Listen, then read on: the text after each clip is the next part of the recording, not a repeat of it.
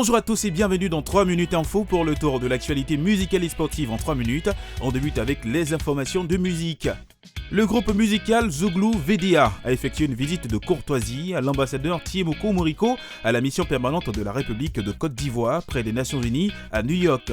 Cette rencontre a été l'occasion pour le groupe de présenter officiellement son nouvel album intitulé Tuvalileur qui sortira le 21 juillet 2023 à 21h00. Au cours de cette rencontre amicale, le groupe Zouglou VDA a eu l'opportunité de partager avec l'ambassadeur Thiemoko Moriko quelques extraits de ce nouvel album. Tu leur donneras l'occasion de te parler en face, mais ils ne pourront pas vous mettre derrière toi.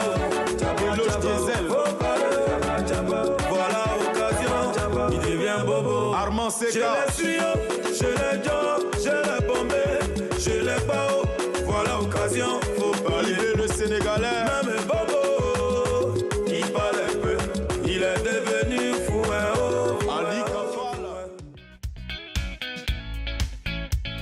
La sensation musicale nigériane Burna Boy a donné une performance incroyable au stade de Londres pour sa tournée mondiale Love.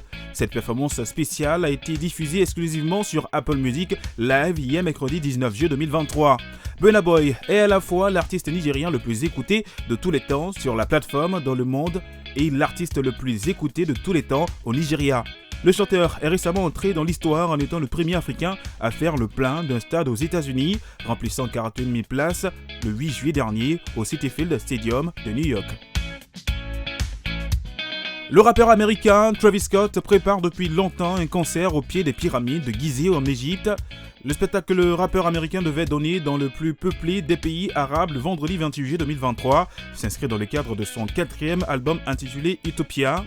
Si les tickets se sont arrachés comme de petits pains, le spectacle n'aura finalement plus lieu. En effet, le syndicat des musiciens égyptiens vient de publier un communiqué pour l'interdit. Fermons la page musique pour nous intéresser au sport.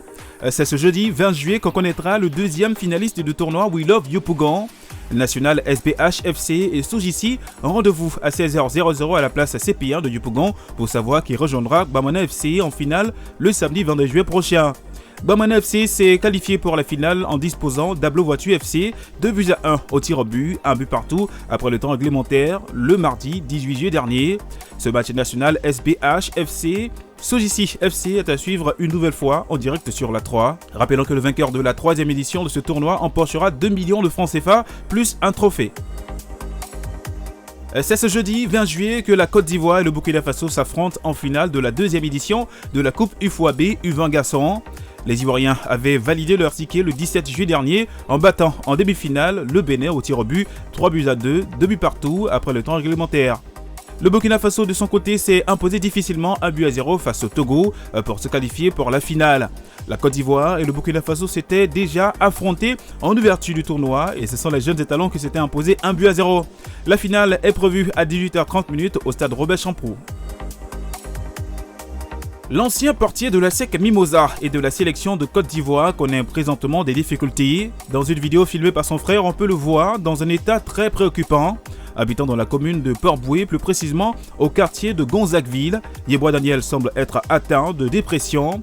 Son frère a lancé un SOS pour que toutes les personnes de bonne volonté puissent venir en aide à l'ancien dernier rempart de Dijon. Avec la sélection de Côte d'Ivoire, Yeboah Daniel a disputé la Coupe du Monde des moins de 20 ans en 2003, avant celle de 2010 en Afrique du Sud avec Didier Drogba, Yaya Touré ou encore Zokora Maestro. C'est la fin de ce numéro de 3 minutes info, merci de l'avoir suivi, à très vite.